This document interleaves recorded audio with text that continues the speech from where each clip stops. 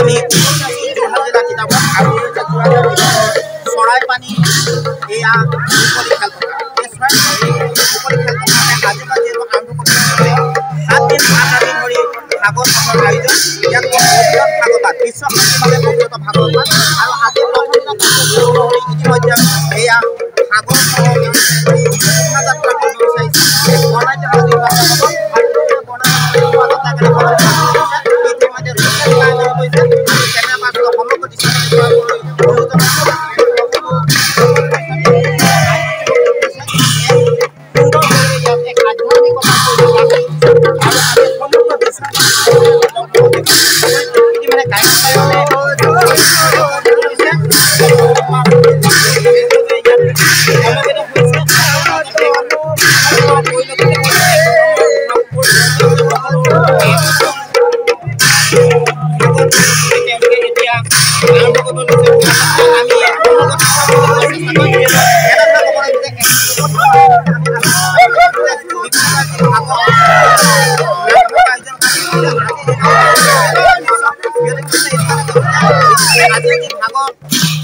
আজি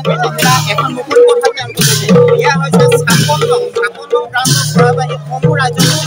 56 প্ৰান্তৰ উদ্যোগত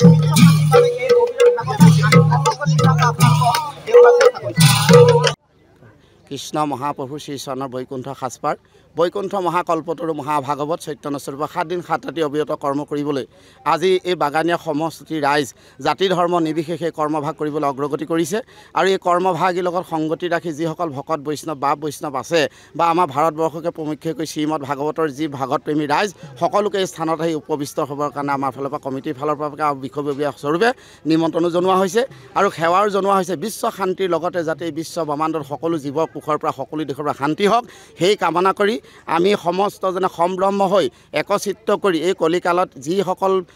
ৰাইজে আজিলৈকে ভাগৱত কি বস্তু বুজি পোৱা নাই ভাগৱতৰ বিষয়ে নেজানে কিন্তু তথাচত তেওঁলোকৰ তত্ত্ব জ্ঞান সাধি এই কৰ্মভাগে আমি তেৰা সমস্ত মাজত দাঙি ধৰা হৈছে আৰু আশা কৰোঁ আগন্তুক দিনত এই ধৰণে থকা বাগানীয়া সকলো সমস্ত বাগান অসমত যিমান বাগানৰ ৰাইজসকল আছে জাতি ধৰ্ম নিৰ্বিশেষে সকলোৱে যাতে একত্ৰিত হৈ আমাৰ গুৰুজনাৰ আদৰ্শ মানি তেৰা সমষ্টিতে যদি 4 কীৰ্তন দশম ঘোষা ৰত্নাৱলীকে প্ৰমুখ্য কৰি শ্ৰীমতৰ ভাগৱতৰ কৰ্মৰ লগত সংগতি ৰাখি যাতে আগবাঢ়ি আহে অনাগত দিনত আমিও চেষ্টা কৰিম যিমান পাৰোঁ তেওঁলোকক আগবঢ়াই নিবৰ বাবে গুৰুৰ আধ্যাত্মিকলৈ গতি কৰিব সেইটো সমষ্টিকে সেৱা আৰু প্ৰাৰ্থনা জনাই আপোনাৰ খবৰ ওচৰত আৰু শৈৱ মাৰ্গ বিষ্ণু মাৰ্গ এক কৰি পেলাই কৰ্ম কৰিব পৰা এই ভাৰতবৰ্ষত মাত্ৰ 2-3টা থান আছে সেই প্ৰকাৰে অসমত এই প্ৰথম বুলি ক'ব লাগিব আমি সেই প্ৰকাৰে আগবাঢ়িছোঁ গতিকে শৈৱ মাৰ্গ আৰু বিষ্ণু মাৰ্গ আমি একে সংগী হৈ কৰ্ম কৰা যায় আমাৰ মানে কি হয় লিংগ আৰু আসন আমাৰ কোনো জেগাত একেলগতে থাকে আমাৰ তাত কোনো ভিন্ন কৰা নহয় কিন্তু নামঘৰৰ যিটো বিষয়ববীয়া বা নামঘৰৰ যিটো নীতি নিয়ম আছে আমি চৰাইপানী 56 গ্ৰান্টৰ সমূহ ৰাজ্যৰ সহযোগত তথা এই চাহ জনগোষ্ঠীৰ লগত একত্ৰিত হৈ আমি যি 7 দিনীয়া ভাগৱত কাৰ্যসূচী অনুষ্ঠিত কৰিছোঁ 7 দিন 7 ৰাতি বিশ্ব শান্তিৰ বাবে ভগৱান শ্ৰীচৰণত আশা ৰাখিছোঁ যাতে আমাৰ যি এই কাৰ্যসূচী 7 দিন 7 ৰাতি সুচাৰুৰূপে পাৰ কৰিব পাৰোঁ আৰু আমাৰ অনুষ্ঠানটি সুচাৰুৰূপে যাতে পালন হয় সকলোৰে আমাৰ এই 56 গ্ৰান্টৰ ৰাজ্যৰ সহযোগত তথা বিশেষকৈ ক'বলৈ গ'লে আমাৰ উদ্যোক্তা জিতু গগৈ ডাঙৰীয়াক ধন্যবাদ জনাইছোঁ তেখেতৰ উদ্যোগত আমাৰ এই চাহ জনগোষ্ঠীটোক এই ভাগৱত অনুষ্ঠানটোলৈ আগবঢ়াই অনাৰ কাৰণে তেখেতক ধন্যবাদ জনাইছোঁ আৰু আশা ৰাখিছোঁ আমাৰ অনুষ্ঠানটো সুচাৰুৰূপে পাৰ হয় 7 দিন 7 ৰাতি কাৰ্যসূচী সুচাৰুৰূপে পাৰ হৈ যায় যাতে তাকে ভগৱানৰ শ্ৰীচৰণত